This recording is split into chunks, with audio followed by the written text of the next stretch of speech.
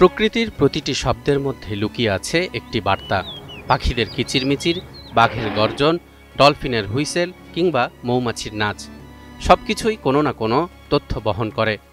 এই বার্তাগুলো আমরা সাধারণত শুনি কিন্তু বুঝতে পারি না। তবে প্রাণীবিজ্ঞানীরা সম্প্রতি গবেষণা করে দেখেছেন, প্রাণীদের এই শব্দগুলোই তাদের নিজেদের মধ্যে তথ্য আদান প্রদানের এক ধরনের কোড।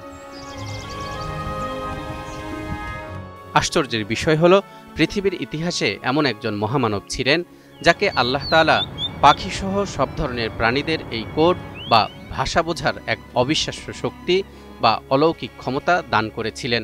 তিনি হলেন হযরত সুলাইমান আলাইহিস সালাম।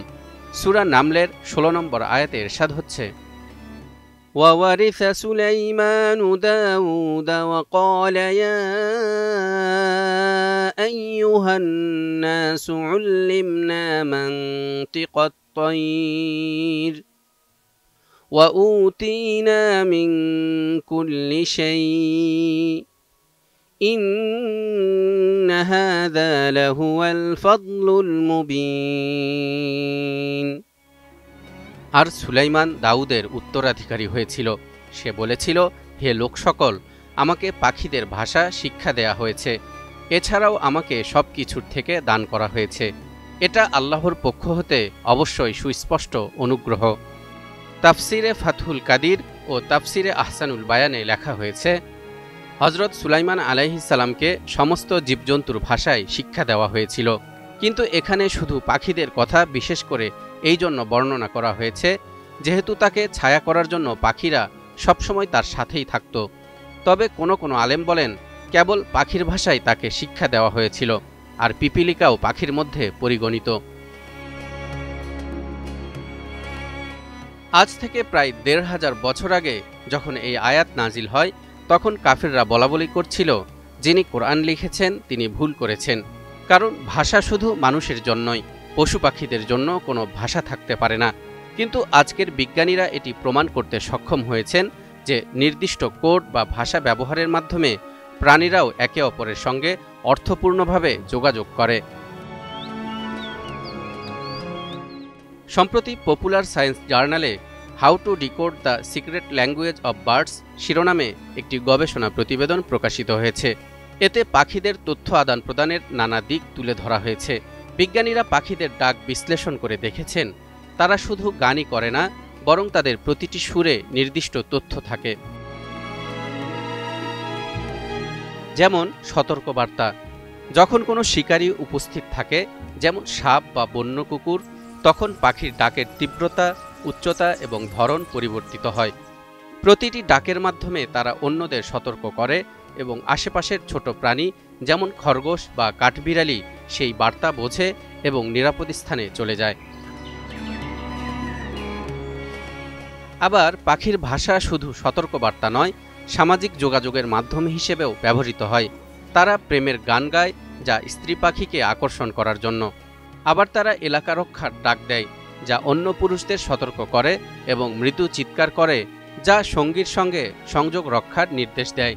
এভাবেই প্রতিটি ডাকের পেছনে নির্দিষ্ট অর্থ লুকিয়ে থাকে। কেবল পাখিই নয়, অন্যান্য প্রাণীরাও জটিল যোগাযোগে নিপুণ। যেমন ডলফিনরা তাদের বিশেষ শিস বা হুইসেল ব্যবহার করে একে অপরকে ডাকতে পারে, শিকারীর অবস্থান জানাতে পারে, এমনকি একে অপরের নামও ধরে ডাকে। মৌমাছি নাচের মাধ্যমে খাবারের অবস্থান জানায়। তারা নাচের কোণ ও গতির মাধ্যমে বোঝায় খাবার দূরে না কাছে এবং কোন দিকে আছে। হাতিরাও দূর থেকে কম্পন বা হ্রস্ব আওয়াজের মাধ্যমে একে অপরকে সতর্ক করে। ঝগড়া, বিপদ বা শিশুর অবস্থান জানাতে তারা এই যোগাযোগ ব্যবহার করে। বিজ্ঞানীরা বলছেন, মানুষ চাইলে প্রাণীদের এই ভাষা কিছুটা হলেও বুঝতে পারে, তবে এর জন্য প্রয়োজন মনোযোগ, ধৈর্য এবং গভীর পর্যবেক্ষণ। দীর্ঘ সময় প্রকৃতির আওয়াজ শুনতে হবে, প্রতিটি ডাকের সঙ্গে কি ঘটনা ঘটছে তা লক্ষ্য করতে হবে, এবং কোন ডাক কোন পরিস্থিতিতে আসে তা বোঝার চেষ্টা করতে হবে। প্রাচীনকালের আদিম অধিবাসীরা শতাব্দীর পর শতাব্দী ধরে এই ডাক পর্যবেক্ষণ করে জানতেন কোন এলাকায় বিপজ্জনক প্রাণী আছে এবং কোথায় নিরাপদে চলাফেরা করা যায়। আধুনিক বিজ্ঞানও এই পদ্ধতি ব্যবহার করে প্রাণীদের ভিত্তিমূলক বার্তা কোড আবিষ্কার করেছে, যদিও পুরোপুরি সব ডাক বোঝা এখনও চ্যালেঞ্জ, তবে ধীরে ধীরে কিছু অংশ অনুবাদ করতে সক্ষম হয়েছেন বিজ্ঞানীরা। এ কারণে মহাগ্রন্থ আল কোরআনে ইরশাদ হচ্ছে, তুসাব্বিহু লাহুস সামাওয়াতুস সাবউ ওয়াল আরদু ওয়া মান ফীহিন্না ওয়া ইন মিন শাইইন ইল্লা ইউসাব্বিহু বিহামদিহি ওয়ালাকিন লা তাফকাহুনা তাসবিহাহুম ইন্নাহু কানা হালিমান গফুরা। সাত আসমান, জমিন আর এগুলোর মাঝে যা আছে সবকিছু তারই পবিত্রতা ও মহিমা ঘোষণা করে। এমন কোনো জিনিসই নেই যা তার প্রশংসাসহ পবিত্রতা ও মহিমা ঘোষণা করে না। কিন্তু তোমরা বুঝতে পারো না কিভাবে তারা তার মহিমা ঘোষণা করে।